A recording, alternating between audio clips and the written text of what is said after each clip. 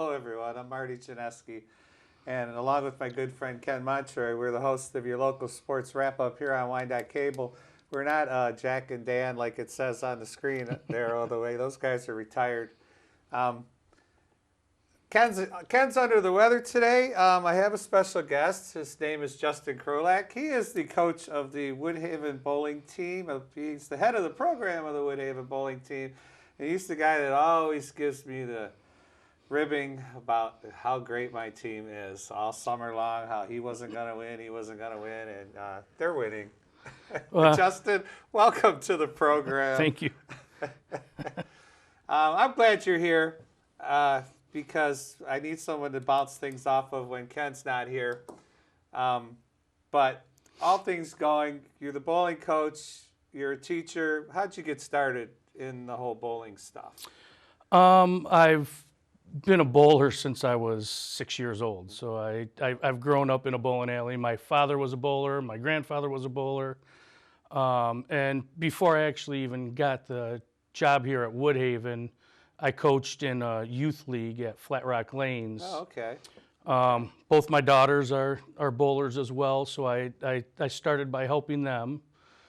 I saw the opening at Woodhaven probably about 5 years before I had it when they first started, but they had someone that was volunteering at the time, not getting paid, and he was running the program. So I chose to just step back and let him take it, and he did a great job. We've had success since our first year in 2004. Let's talk, before we go, Woodhaven, okay? Me and Ken have a fun little saying, Woodhaven, Woodhaven, Woodhaven, Marcia, Marcia, Marcia. The program is strong in all aspects, okay? In football, in volleyball, in softball. I'm sure the wrestling team's strong. I mean, I don't know all the aspects. The bowling team has been ridiculously powerful for years, boys and girls. Basketball. Give me your armchair analysis on why. I don't know. One thing that does help is that we have the second largest population in the Downriver League. Second largest population in all of Downriver, so that does help. But our superintendent and our Board of Education has done such a great job with the building and everything like that, all the sports facilities. I think, when you build something like that, the kids feel more like they have to defend their home field when they have something that nice.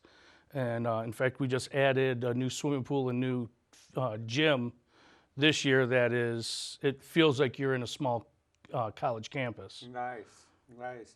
And I'll say this, as you know, my daughter bowled against you, and she played volleyball against the volleyball team, and in her senior year, she got eliminated by Woodhaven in all three of her sports. So purple's her favorite color. I'm just going to say this because she lost on the match play to a Woodhaven girl, Gorecki, yes. right? And then she lost in softball. They got eliminated down there, and in volleyball, Woodhaven knocked them out of the district's playoffs too. So her senior year, she got bounced by Woodhaven all three times. And the program's strong. Let's not joke. I mean, the football team was ridiculously strong this year. And, not ridiculously strong. They were strong. And, the volleyball team's always really good. It came down to them in Allen Park. Yep. It always does. So they're obviously, they've hired good coaches, people that understand the game. That, to me, is part of it.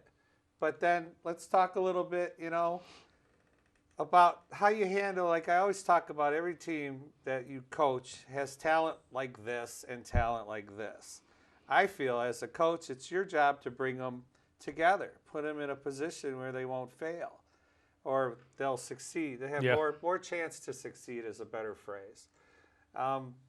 Your thoughts on that? You have girls that, can't hit the head pin, and you have girls that are solid. I have the same thing. Yes. So You have a little bit more that are solid. well, I'm losing 3 seniors. I'm in the same boat you were in last year. I'm going to lose 3 seniors. I got to find 3 girls that are going to step up. And all my girls on the lower level understand there's 3 openings next year. You want to get them, earn them. Well, with my philosophy with bowling, I came in. I've coached football for 23 years.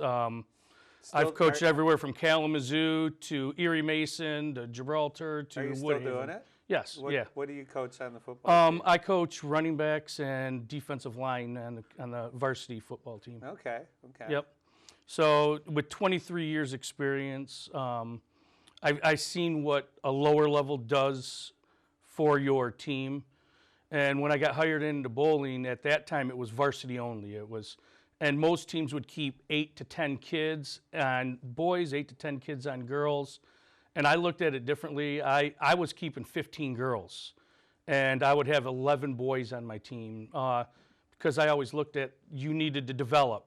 Why cut a freshman or a sophomore that may not play a lot on varsity, but at least they're going to get practice for the following year when you lose those seniors, like you said. Losing 3 seniors. Last year I lost 4 of my 6 varsity bowlers from last year, and trying to replace them is easier now than it was at that time when you didn't have it. And now that we've added JV to our league, it's really changed the level that I think our league is at right now. I'll agree with that because I have girls on the JV end that are now in their 2nd year down there, but now their bad games are 120, 130. Yes. Their bad games used to be 95, 86. Now a year in after coaching them, and they bowl, let's face it, they bowl 4 days a week. They're getting better. And in the practice time, when you have 2 hours with them and you can just like one-on-one with them for about 15 minutes and just point out a couple of things to think about while they're throwing the ball. And that helps tremendously because, again, their good games are getting higher. Girls are shooting 190s that never shot a 190 before, and their bad games are all of a sudden, they feel like they bowled bad, but they shot 130, where a year ago they'd have been pretty happy with 130. So their attitude changes as they develop into the little bowlers we're trying to create. Yes, yeah. They get a lot more competitive, not only in meets, but in practice. They want to finish that game. If we get down to the end, and for me in practice, I'm not worried about their score. I'm worried about individual things. You're the same way. We practice by each other at the lanes, so we both. I know I look at you to see what you're doing, and I'm sure you probably look at me to see what I'm doing in practice so that we can fix it. But the girls, and the boys both, they want to finish that game and to see what they can score. So, when they first get here, if you'd ask them to stop, they may just stop, or they may even ask, I'm not having a good day today, can I just not practice? It changes. I don't like to practice with games. I find, I always say, we used to bowl the boys last year in Bakers, and after we beat them a couple times, they would want revenge because my girls' team was strong, but the boys' team wasn't as strong. And we would practice next to them, and then they would say, can we bowl a Baker? And I would always go, why would you want to get slapped around again? But they wanted to win. It was so big for them to win. Practicing, I don't like to even keep score at practice. If I had my way, there'd be no pins. I would just be throwing shadow ball after shadow ball and let them kids just develop, because I believe the whole game's from the line back. I agree. And I don't like to, the instant result thing about bowling. Everybody in society today wants an instant result, and sure, I can move you on the lane, you could throw a strike, then do it again, and you could luck into a strike. And just, I like the fact, I try to preach that it's baby steps. And the girls like in the lower level that are working their way, like my 10th graders now that have been with me for a year, are starting to see results. Yes. And yeah. now I say, now we can teach you something else to get you even to the next level. I've only been telling you stuff to get you from there to here. Now we can get more complicated. It helps to have good, good smart kids too. Yeah. That helps Yes. tremendously. Yeah. That and ones that are patient. They know that they can see themselves getting better. And like I said, now that we have the JV and we have so many good coaches in our league that know the game of bowling and know how to help a kid and really care about the kids. They're not there just for a paycheck. They're there because they enjoy it. And in bowling, as you know, in bowling, the paycheck isn't as large as football and basketball and everything else. Yes. I'm not in it for the money. No. I still have a real job. You've had great success. Let's talk a little bit about how many regional. Let's start with league titles. Every time I've been in the league, you've won the title. That's 5 years that I've been involved. This is 6 for me this year. Yeah, this is my 8th year, and my girls have won 6 straight league titles. I think this year your girls are really taking it to the next level. That's one thing. The last 6 years I've noticed is every team that we play, because we've had so much success, that every team that we play, we always get their best. We always get. It doesn't matter if they have 1 win or they have 1 loss. They are going to give us their best game every time.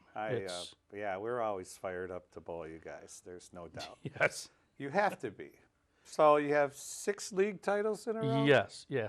We'll see. We're only 4 weeks in, okay? We'll see how it goes. His team's getting better and better.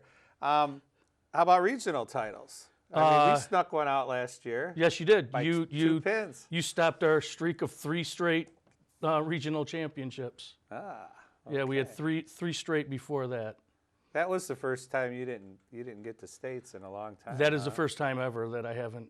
Wow. I haven't made it to the state finals. You were my first 2 years we were 3rd. My next year we were 2nd. Then we won 3 straight. And you had a strong team. Yeah, it's just something went wrong that day. You know what? I'll tell you what. I got in at the right time with the girls. I got in. I had 3 freshmen come in, and I had 1 senior. My senior, she bowled 4 years at Concordia University and did very well. And I had 3 other freshmen that came in that year, and I had a team that was beating that could beat boys teams. So I was very fortunate. I'm not going to say that it was coaching as much as it was sometimes you just step into the right situation at the right time, and it's nice. And those girls had passion. They were bowling league.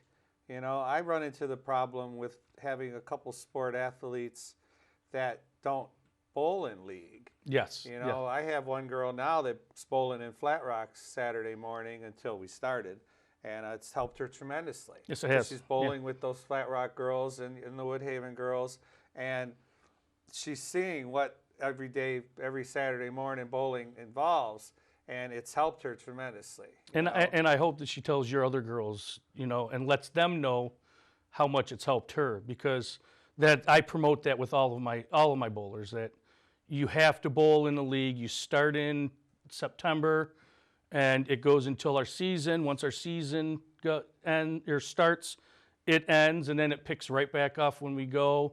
They have a chance to go to the USBC Youth State Championships, Pepsi tournaments. There's scholarship tournaments all around as they get better. There's so many good things.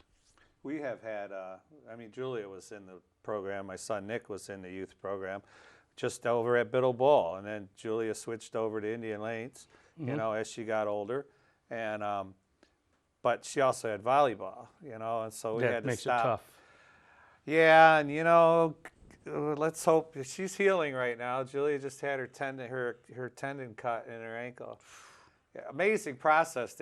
She rolled this ankle in like 10th grade. Okay, it's never been the same. She couldn't even walk sometimes, and bowling killed her. They cut that tendon right out now. They went in there, they did an MRI, they cut the tendon right out, and then they just put a synthetic rubber band, nail it into the bones, and it will suffice. It'll be, and hopefully in 6 weeks she's good as new. With the athlete that she is, I'm sure that it won't take as long as some people. She's propped up. It was Monday, so we're 5 days in now in recovery. So it'll be good. So regional titles 3 years in a row. Then some guy snuck that one out. Your team just bowled bad. I'll just say that. State titles, they're harder to come by. The boys got one last year. No, individuals. Individuals. Jeffrey Lazuski, which is one of the best. He's probably the best high school bowler I've ever witnessed, firsthand. I've heard of some very good bowlers throughout the years. Well, I had a couple. Gabe was good. Corey was good. Yes, God, they had more than just those two. They were. I forgot we won a state title in the boys. Yes, your boys 4 did. Years ago? Yes, yep. Back there. 3 years ago it was. You won a state championship. Then that team was unbelievable, top to bottom. It was facing a men's team. They could go up against men's teams and beat them very easily. They had the coaching too, though. Charlie, good coach. Charlie, yes. And then Calhoun, PBA guy. Yep. He was helping out. And if you get the knowledge behind it, these kids learn how to bowl. Yes, they do. Without a doubt. Yes. So, no state titles. How close? We were 6 pins away from competing in the state championship 4 years ago. Yes. The match? Yep. In the final match. 6 sticks, huh? Yep. 6 of them. It was a difference between my girl hitting the pocket and leaving a 7-pin, and their girl hitting the head pin and dominoing everything down. It didn't look pretty, but they all went down, and my girls looked like it was gonna just explode. And if she would have knocked that 7-pin down, we would have been in. And then you'd have been bowling for the title. Yes. Instead, we were 6 pins out and disappointed. And I say it a lot. It's a cruel game. It's a cruel game because we in the tournament that we just bowled in together, and these guys are semifinalists, so that was really good. My girls, the second game through the first 7 shots flush. We left 3 solid 7s. We left the 4-9. And we missed all 3 of the 7s, and we lost the match by 10 sticks. I mean, what are you gonna do? I always say it. I know you're trying. I don't ever yell at the girls for mailing it in. I know you're trying. I says, but we just have to focus a little better. It's why I tell all my kids. I said that's why this is a great game, is because it's so hard to be perfect. And anyone can do it. You don't have to be that stellar athlete. Short, you can be, a 4-footer and bowl great. You can be a 6'5" and bowl great. Correct. You could be in great shape. You could be in poor shape. I'm 60. I still throw it okay. I've had a lot of training. I've had a lot of high caliber coaching, but at 60, I can still do it. So the ball gets lighter. Okay, the ball gets lighter over the years. Yeah. But I was in a league 5 or 6 years ago that we had a guy that was 97 years old bowling in it. Nice. And he didn't shoot the high scores some of the young guys did, but I'll tell you what, he enjoyed every day that he went there, and you could tell it. He was with his friends. It's a great sport, and that's another thing I tell my kids. It's a lifelong sport. You don't have to stop when you're done with high school. You can move on and be great. Now, Ken had a question under the weather, as I said. You get a kid starts bowling, and he sees all the other kids two-handing it, and we weren't taught the two-handed. I've played around with the two-handed thing. Now it's the way of bowling almost. You go to any meet, and half the boys' teams are two-handed. You're getting girls nowadays. Very few. Right now, it's a small percentage, but it's going to grow. It's going to grow because that seems to be strikes are everything. Strikes are everything. But you and me both know spares win games. Strikes are pretty. Spares win. Yep. So, kid wants to change to two-handed. Ken ran into this problem last year, and he really wasn't sure how to teach the kid two-handed because he wasn't taught that way. How would you approach that? My very first year in coaching, I had never seen a two-handed throw before, and I got to Woodhaven, and I had one of my better bowlers that was a two-hander, so I had to learn real quick. I went online and looked up ways to coach it. I've watched professional bowl. I started watching professional bowling again because at that time I kind of lulled off and I really wasn't watching it. And now that I'm coaching, I find myself watching it on Mondays, Tuesdays, Saturdays, Sundays. It's always on my TV, and Yeah, and I the enjoy other it. thing, it's getting in popularity. But then again, Jeffrey could have bowled two-handed. He won a state title one-handed. Okay, he Yeah. throws the ball great. Marcus McLean, they fart around they mess around all the time Yeah. with the two-handed. But Marcus doesn't too, and he Oh, no. throws the ball great too. He is So very it's a good. it's a fine Yes. line. You don't have to two-hand it to be a good bowler, and I say that all the time. Some of the best bowlers I know are one-handed. It's it's the young kids that like to see the revs, they like to see the movement, and they Pins like to see the flying, pins explode. But the one thing about it is, once you miss that pocket, are you going to be able to pick up your spares? I think that's the biggest problem with kids going from one-handed to two-handed. The strike is not the problem. They're going to get their strikes, but when they miss their strikes, they have to learn how to pick up their spares, and a lot of times they're not picking up their spares because they're so used to doing it one-handed. And it's not unsimilar. The approach isn't unsimilar to the one-handed game. They're down a little lower, but as we talked earlier, their hands, just their opposite hands on the ball, a hair longer. Yes, yes. So if you were to teach that, you would still teach balance and control, because you don't want them falling all over. Yeah, without balance, you don't have control of where the ball's going to be going. Correct.